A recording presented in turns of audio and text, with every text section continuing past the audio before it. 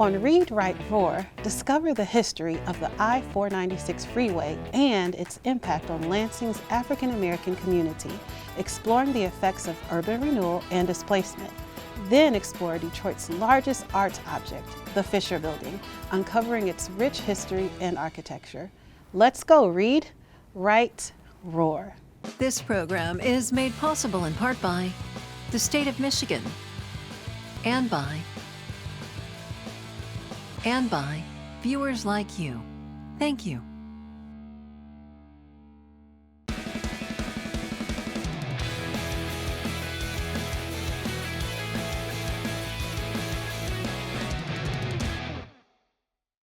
Did you know that there's a building that is almost 100 years old? It's an official historic place in Michigan, and it's often called Detroit's largest art object. I'm Mr. Peterson, and today I'm going to share research I completed about the Fisher Building in Detroit. Then, together, we will complete a graphic organizer and then write a short informational text with the most important points from the research. You can later use this as an example to help you write your own informational text. Let's get started. I am personally excited to learn more about the Fisher Building. You probably don't know this about me, but I'm a beekeeper. I have beehives on the roof of a building that is directly across the street from the Fisher Building. So it will be great to learn more about a place I often see while I'm beekeeping. In order to learn more about this building, I need to find reliable sources. A reliable source is a source that is trustworthy and accurate. These sources could be books, articles, videos, or web pages. I'm going to use this graphic organizer to help me take notes on the facts I want to include in my writing.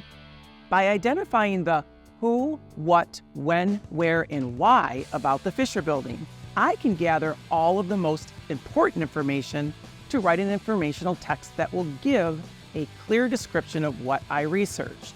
I found the Fisher Building website by doing an internet search. I'm going to use their history section as my first source. With limited space downtown for their central headquarters, the Fisher brothers of the Fisher Body Corporation settled in New Center in the 1920s. In 1927, they hired legendary architect Albert Kahn to create a magnificent building as a thanks to the city that delivered their success. It was to be an ode to the American work ethic and to American artisans. The Fisher brothers spared no expense in its creation, encouraging Kahn to hire world-class architects, engineers, builders, craftspeople, and artists. As a result, the Fisher Building's marble-clad facade, 3-story, hand-painted, barrel-vaulted ceiling, spectacular mosaics, and extensive bronze detailing has earned it recognition as Detroit's largest art object. Phew, that's a lot of information. So let's take notes and put them into the graphic organizer. Notes do not need to be in complete sentences. We'll turn them into sentences when we write our final report. I'll put history of the Fisher Building at the top, as it is a reminder of the topic of my research. Let's start by putting around 1927. That's when, so I'll write that in there. New Center neighborhood of Detroit, that's where, so I'll fill that in.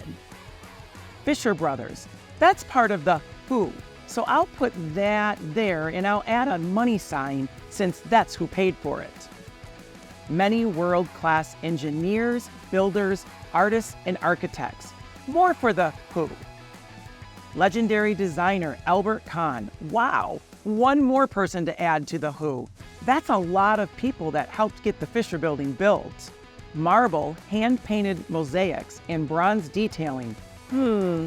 I'd say that's part of the what, since that's what's in the building. Detroit's largest art object. I'll put that with what as well. Another source I found is the Historic Detroit website. The article there matched the facts from the first source and also gave me a lot more information about the brothers and the building. I already read this and put notes together. 7 Fisher brothers made a fortune making car bodies.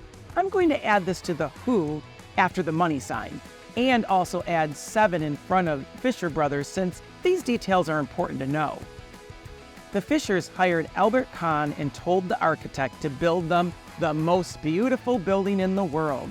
I'm going to put this after why, because this is what the brothers wanted. The building was for the company's headquarters, as well as shopping and entertainment. This will go under why as well, because it's how they plan to use it. Constructed of steel, concrete, and different types of marble, more for the what. Largest marble-clad commercial building in the world, also more for the what. The building has a golden tower originally covered in gold leaf tiles, now green terracotta tiles, again for the what. The building houses the Fisher Theater, which opened in 1928, probably under why since the brothers wanted the building to be for entertainment. So now that I have all of my researched facts organized in this graphic organizer, I'm going to write my informational text. The Fisher Building is an important and beautiful building in the New Center neighborhood of Detroit. It was built by the Fisher brothers around 1927. This building is so special that people call it Detroit's largest art object. The 7 Fisher brothers made a lot of money by making car bodies for the booming car industry in Detroit. The brothers hired many world-class engineers, builders, artists, and architects to help them build the Fisher Building. One of the most famous people they hired was Albert Kahn, a legendary architect. The Fisher brothers told Kahn to build them the most beautiful building in the world. The Fisher Building is made of many materials like steel, concrete, and different types of marble. It is the largest marble-clad commercial building in the world. The building also features hand-painted mosaics and ceilings, along with bronze details. The golden tower, which was originally covered in gold leaf tiles, is now covered in green terracotta tiles. The Fisher Building was built to be a headquarters for the Fisher Brothers Company, but also a center for shopping and entertainment. In fact, the Fisher Theater opened there in 1928. It is a lasting landmark that continues to attract people today. Now that we completed a research project about the historic Fisher Building, I challenge you to do the same with a different historical place in Michigan. You can choose from almost 2,000 places listed on the National Register of Historical Places. Research your place using multiple sources and use the graphic organizer to find your who, what, when, where, and why. Then write about your research and share it with a friend or family member.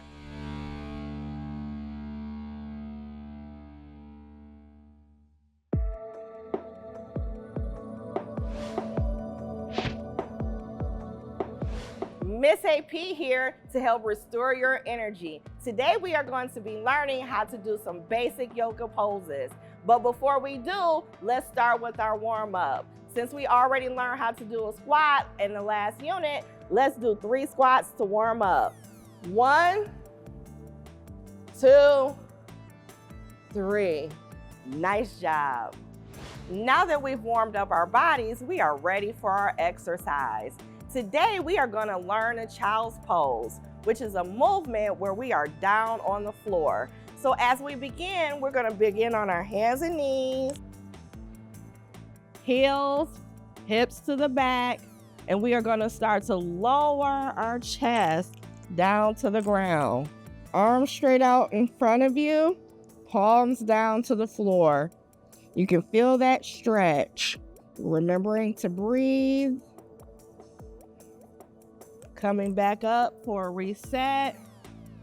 Take a deep breath in and return those hands back down, stretching out that back.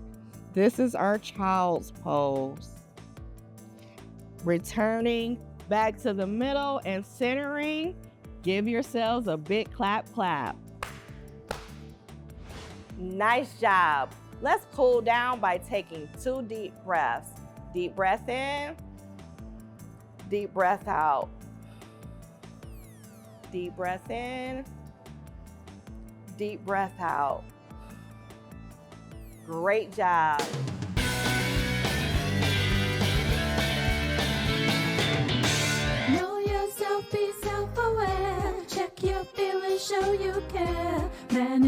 actions keep you cool. Reach your goals, follow the rules. See a friend, understand their view. Share a smile, that's what we do. Make good choices, think it through. Make good choices, think it through. Greetings, friends. I am Miss Yarnell, your 21st Century Skills Coach. What are 21st Century Skills? 21st Century Skills are the skills and knowledge you need to do well, be happy, and keep learning in school and in life.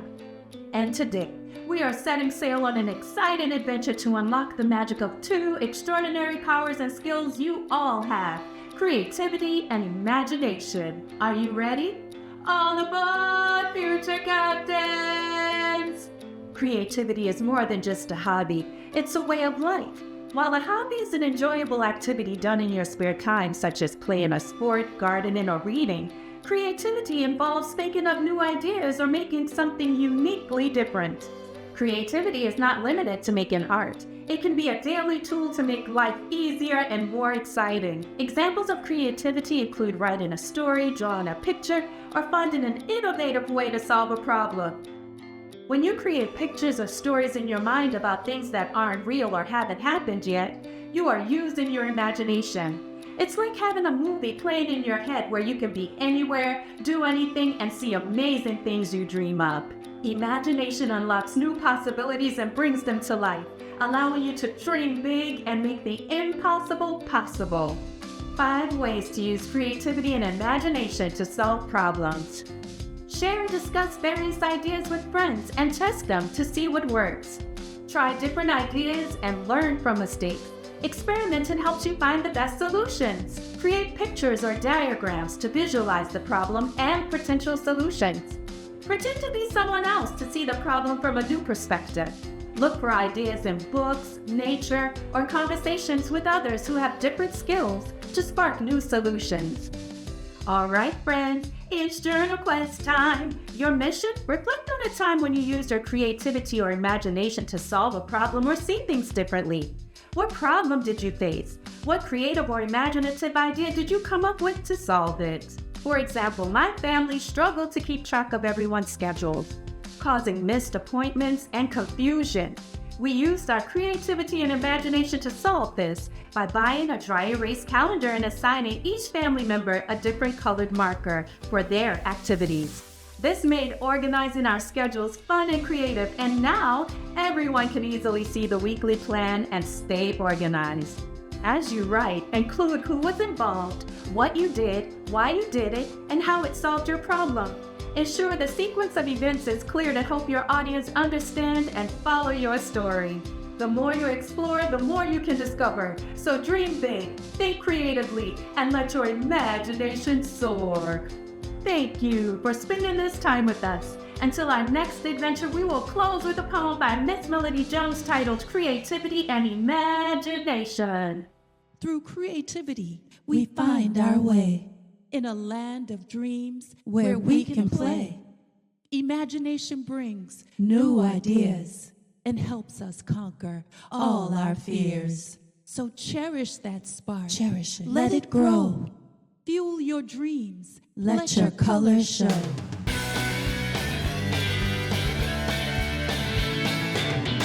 Hi, scholars. Have you ever heard of the Interstate 496 Freeway? I'm Mrs. Mask, and I live in Lansing, so I know all about I-496. But if you don't live in the Lansing area, it might be new to you. I-496 goes through the middle of Lansing, Michigan's capital, and connects to I-96, the main freeway between Detroit and Grand Rapids. Although this is a convenient road to travel between major Michigan cities, there was a cost to its construction beside money, and that is the homes and businesses of many African Americans in the Lansing area. One opinion is that the building of the I-496 freeway was unfair to many African American people. It's important to have facts that support opinions. First-hand accounts or narratives can be a great source of them. First, let's go over a few words that will be very important to know. Entrepreneur. That's a person who takes the risk of starting their own business or company. Displaced. to be forced to leave your home or business? Financing, raising money. Commercialized, when something changes from its original purpose to be more about business. Now, let's hear from Bobby Husband, a business owner who personally experienced the building of the I-496 freeway. While Mr. Husband shares his first-person account, please listen for details, factual examples that support the opinion that the building of I-496 freeway was unfair to many African-American people. We were in business, I had a barbershop on Butler Street a long time ago. But in that barbershop, upstairs barbershop, downstairs we made it into a restaurant called the Barbecue Pit. Oh, yeah, we were that. Remember the Barbecue Pit? Yeah, I do remember that. Okay, that was me and my brother's own thing. Yeah, what? You're right. And we had that going on. We knew we had to move from there on St. Joseph to go to the highway. And we worked that restaurant. And we didn't take any money for ourselves. We just saved all the money. And so we had went down to city planning and asked the city planning. We had seen some houses that maybe sell on the north side of St. Joe, near the Sycamore area. And asked them verbally, would it be how hard would it be to get this area commercialized for business? Because we don't be uprooted by the highway, right? And they said it wouldn't be anything could be any problem. So anyway, we saved all our money and bought some houses there on the north side of St. Joe near Sycamore Street, and tore them down. We didn't have any money. If we bought it, we didn't have any money to have them tore down by bulldozers or somebody else. So we had to tear them down ourselves, nail for nail. We tore them down ourselves, the house. They keep saying, "Wait, you and who?" My brothers. Okay, all right. All my brothers. There's 5 brothers. And we tore it down. Tore them down about 3 hours. We tore it down.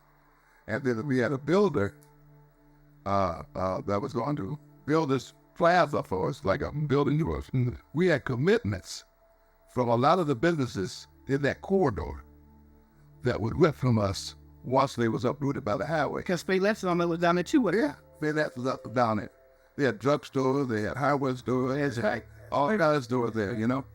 And so we tore those houses down, and we went back, after touring them down, we went down to City Hall to city planning, get a permit, instead of getting a permit to do this. They just told us no. You know why? Yeah, I go like that. And we were black. And you were black. The excuse they had was that the plans for the highway had been changed, and there was going to be an exit there coming up where we had bought this property, and the traffic would be too congested in that area to put any kind of business in that area. So they cut us down. They just told us that no, we couldn't do it. We lost there. We lost everything, and I cried like a baby because we couldn't get it back. Where's the extra that? Never came, did it? Never came. So, but it was hard for us to get any kind of financing, and the girl mother was going to help us out. But after that, that's why we don't have any black businesses here. Now you can't get financing. What factual examples did you hear in the video that support the opinion that building of the I-496 freeway was unfair? Here's what I heard. Many African Americans were displaced and had to move to other parts of the city of Lansing where they did not feel wanted. Black businesses were lost and never able to reopen, which caused financial difficulties. The African American community faced many challenges when they were forced to move, which caused them to become separated. Were our examples similar? Hearing a personal story is a powerful way to get information. Next time you're together with family or friends, seek out stories to learn about your heritage.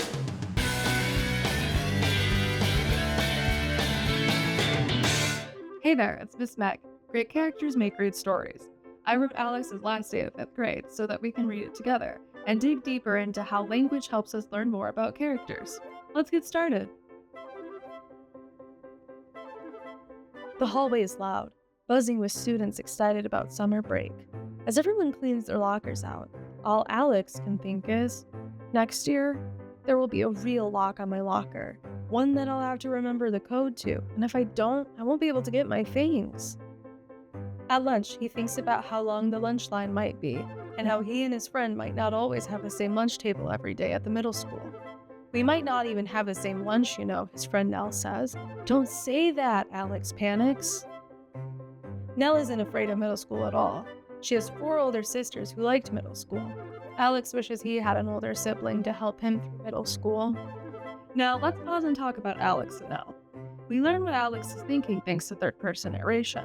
He's anxious about middle school, particularly with his locker. How do we know this? Let's look back in the story for evidence. Did you find it? All Alex can think is, next year there will be a real lock on my locker. One that I'll have to remember the code to, and if I don't, I won't be able to get my things. Maybe you felt just like Alex before when you got a locker for the first time. We also learned that Nell is not afraid of middle school and has more confidence thanks to assurance from her older sisters who like middle school. Instead of recess at the end of the day, middle schoolers come to each 5th grade classroom to talk to the students. Right now, they're all 7th graders, but in the fall, they'll be in 8th grade themselves. Nell's older sister, Ashley, is one of the students visiting. The other student is Nick, who is very shy and speaks very quietly, unlike Ashley, who projects her voice so everyone can hear. Ashley enthusiastically answers all of the questions while Nick passes Maplewood Middle School shirts out. Ashley projects her voice so everyone can hear. Ashley enthusiastically answers all of the questions, too. What does that tell us about her? Yes, she's very confident. Nick, however, is very shy and speaks very quietly. The narrator's descriptions of the actions of these 2 characters help us understand how different they are and allow us to picture the classroom scene better. Which character are you more similar to and connect to more easily with, Ashley or Nick? Hey, we have the same backpack, Nick says with a smile. Alex looks across the room to see that Nick is pointing to the same exact backpack. Both are blue with sharks on them. Alex laughs. That's cool. Sharks are the best, Nick says. The middle school has a ton of books about them. That seems exciting to Alex. He's always wanted to read more about sharks. He's read all of the ones in the elementary school already. I can't wait, Alex says. He's surprised to say it. The dialogue and conversation is important. We see Alex bonding with Nick over a similar interest. Nick gives Alex something to look forward to at middle school, and we can see that he's starting to feel less nervous, and even a bit excited about middle school. When Ashley finishes answering all of the class's questions, the 5th graders get loud. There are only a few minutes left of the school day. Alex puts his backpack on and walks over to Nick. He's very nervous, but relaxes when Nick smiles at him. Can I ask you a question? Alex asks quietly. Yeah, of course, Nick tells him, listening intently. Were you nervous for 6th grade? Nick nods, remembering what that first day felt like. I was super nervous. Are you? Alex nods back. I am. Mostly about the lockers. So was I, but don't worry. There's always someone that can help you open it, Nick tells him. If you ever see me around and you need help, don't be shy. And remember, it's everyone else's first day too. We all get a bit nervous, but it's a lot easier when we all help each other. Suddenly, middle school doesn't seem so bad. Nick is right. It's a new experience for everyone, and there's always people who will be there to help you if you need it. Alex hopes that one day he'll be able to help other kids like him before they go to middle school. We see that Nick's kindness is comforting to Alex. Alex is realizing that it's okay to be nervous about this change, but it will be okay. Phrases like, school doesn't seem so bad, and Nick is right, it's a new experience for everyone. There are always people who will be there to help you if you need it. Prove that Alex feels better and is not as nervous about starting middle school as he previously was. In Alex's last day of 5th grade, a narration of the actions and thoughts of the characters show us that being helpful to fellow students really makes a difference. Thanks to Ashley and Nick's guidance, Nell and Alex are both confident about going to middle school. Thanks for reading Alex's last day of 5th grade. What book are you reading right now? Think about what the characters are doing and what they're thinking. What does this tell you about them? Happy reading! Thank you for watching. For videos, activity guides, and more, please visit our website, michiganlearning.org. And don't forget to read, write, roar.